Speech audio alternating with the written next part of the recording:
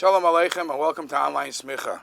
One of the mitzvahs that people are very mahader in is the mitzvah that comes along with Baruch Hashem, a lot of segulas, a lot of brachas, the mitzvah of Mezuzah, Aman Yirbu Yumechem, Arichas Yomim, etc., etc. There is an interesting discussion in today's poskim about a situation that happened in a yeshiva that they were in the lunchroom. The bachrim were in the lunchroom, and the guy, the non-Jew who was cleaning up, the janitor says, "Oh, today I performed a mitzvah, one of your mitzvahs." What do you do? He says, "As I was cleaning the rooms, I saw on the floor, I saw a mezuzah laying on the floor. So I picked it up, and I posted it, I banged it back into the spot that it's supposed to be. So I did a mitzvah, the mitzvah of putting up a mezuzah." So they went running to the Rosh Yeshiva, and they said, Rebbe, we have a question here. The guy says that he put up a mezuzah. He doesn't remember which door it was. He doesn't remember which room it was.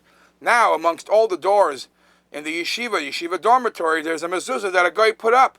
Is it kosher or not? What do we have to do? Do we have to take the mezuzahs down, re-put it, put them all back up? What should we do? So this shaila was brought eventually to Rav Elyashiv, and the discussion of this shaila is like this. From one hand, the Maram Shik in Shailas Teshuvos, Ohr HaChaim Siman Tesvav, writes that, you know what? If a guy puts a mezuzah up on the door, it's not that bad. A guy may put a mezuzah up if a person can't do it, he's old, he's sick, and the only person available to do it is a guy. Says the Maram Shik, a guy could put it up for you. Why? Because the mitzvah is not the placing of the mezuzah. The mitzvah is that every doorpost, every Yiddish home doorpost should have a mezuzah. A mezuzah should be there. Not necessarily the mitzvah is to put the mezuzah. However, others argue, the Stei Chemed argues, Rav Vosner Olav Shalom used to argue that no, it's a chiyuv that when you put up a mezuzah, it has to be lishma, for the sake of the mitzvah, for what the mitzvah of Hashem commanded us.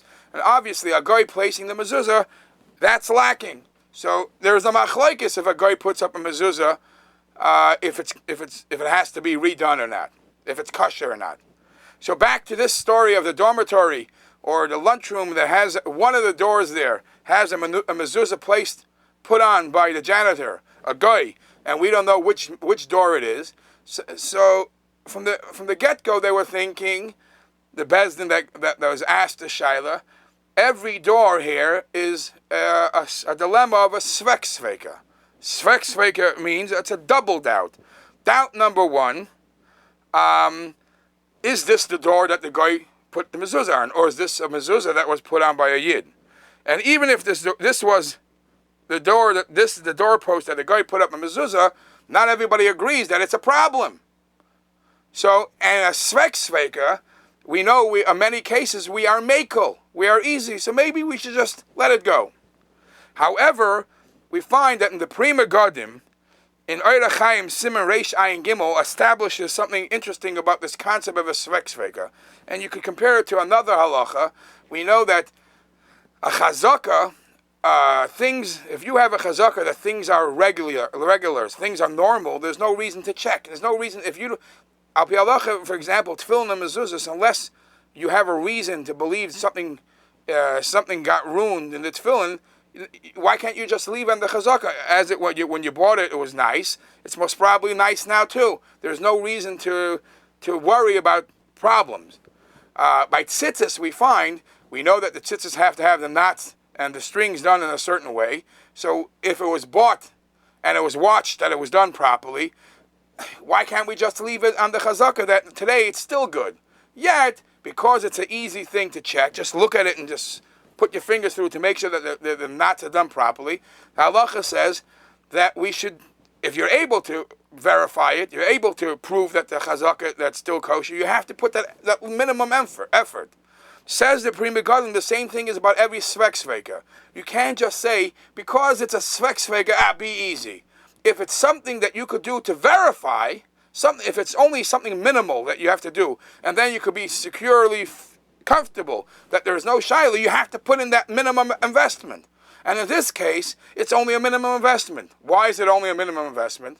Because it doesn't mean you got to take down all the mezuzahs from the doors and get new hammers and new nails and all that.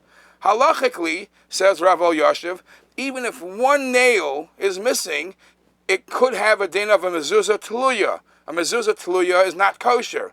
So if you go out and take one nail, which is a small thing, one piece of Scotch tape, and it's not, the mezuzahs are not stuck or banged in properly, it's already something that you have to redo to make it kosher. And that's something small to go around from door to door.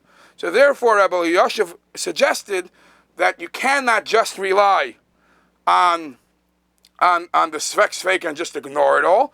So the chatchila, obviously, to ask a guy to put up mezuzahs, we're running into a shaila of a machlekes.